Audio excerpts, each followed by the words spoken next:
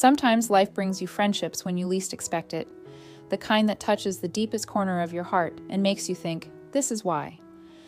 The story of Luna and Miso is exactly that kind of story. It all began during my first year of college. Back then, I had met the owner of Luna's mom. After a while, she had 2 puppies, and one of them was named Luna. One day, her owner asked me for a favor, to take care of little Luna for about a month. I thought, how hard could it be? But what I didn't know was that by the end of that month, my heart would be changed forever. I had grown so attached to her. After talking with her owner, it was decided Luna would stay with me. What started as temporary care turned into a lifelong friendship. Luna, with her tiny little body, was like a whirlwind, spoiled, playful, and full of energy. We took her everywhere. She'd ride in the car, refuse to stay in a carrier, and even come along on shopping trips. But whenever she had to stay home alone, I could see the sadness in her eyes. It was as if a piece of her heart was missing. She was smart and playful, but loneliness just wasn't for her. Whenever we left her behind, her mood would shift immediately. She would even sulk with us, almost as if she was upset at being left alone. So we decided to find her a friend, and then one day, life surprised us with Miso. She was a tiny kitten, a gift from my husband, but honestly, I was nervous. What if Luna didn't accept her? Or worse, what if Miso didn't accept Luna?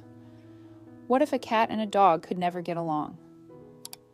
Those questions ran through my mind again and again, but the moment Luna and Miso saw each other, it was like time stopped. Something happened at first sight. They acted as if they had known each other forever. None of my fears came true.